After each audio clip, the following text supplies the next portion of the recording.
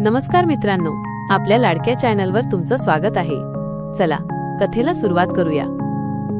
माझ्या आयुष्यात मनीषा वहिनी हे नाव एका वेगळ्याच पद्धतीने कोरलं गेलं आहे। त्या माझ्या मोठ्या चुलत भावाच्या सर्जेरावच्या पत्नी। सर्जेराव आणि माझ्यात वयाचं थोडं अंतर होतं आणि वहिनी माझ्यापेक्षा साधारण 7-8 वर्षांनी मोठ्या होत्या। जेव्हा त्या लग्न होऊन आमच्या वस्तीवर आल्या तेव्हा त्यांचं वय अवघं 20-22 वर्ष होतं। दिसायला अगदी साध्या पण गोरावर्ण, शांत स्वभाव आणि सोज्वळ वागणं हे सगळं कोणाचंही लक्ष वेधून घ्यायचं। आमची वस्ती गावापासून थोडी लांब शेतांच्या मधोमध होती। आजूबाजूला फक्त हिरवीगार शेती आणि निवांत शांतता। सर्जेराव भाऊ स्वभावाने थोडे अबोल, त्यामुळे घरात फारशी गडबड नसायची। उन्हाळ्याच्या सुट्टीत मी गावाला आलो होतो। दुपारचा वेळ, उन्हा इतकं कडक होतं की जमिनीतून वाफा निघत असल्यासारखं वाटत होतं। मी ओसरीवर बसून पुस्तक वाचत होतो। घरात त्यावेळी फक्त मी आणि वहिनी होतो।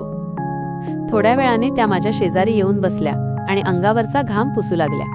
त्यांच्या अंगातून येणारा हलका सुगंध आणि उन्हाचा उष्ण स्पर्श एकत्र मिसळून एक वेगळीच जाणीव करून देत होता। माझं लक्ष पुस्तकावरून हटून त्यांच्याकडे गेलं। काय रे, इतकं काय वाचतोयस? त्यांनी हसत विचारलं। त्यांचा आवाज खूपच गोड होता। मी थोडासा गोंधळलो पण स्वतःला सावरत उत्तर दिलं। बोलता बोलता त्यांनी मला शहराबद्दल विचारलं, तिथल्या मुली, त्यांचं राहणीमान वगैरे। मी सहज म्हणालो, तुझ्यासारखं साधं आणि सुंदर रूप शहरात कुठे पाहायला मिळणार नाही। हे ऐकून त्या हलकसं हसल्या आणि म्हणाल्या, तुला पण आता चेष्टा करायला लागलीये बहुतेक। त्या उठून किचनकडे गेल्या आणि मी मात्र विचारात हरवून बसलो। त्या क्षणात काहीतरी वेगळं जाणवलं होतं जे आधी कधी जाणवलं नव्हतं। त्या दिवसानंतर माझ्या मनात एक वेगळीच हलचल सुरू झाली।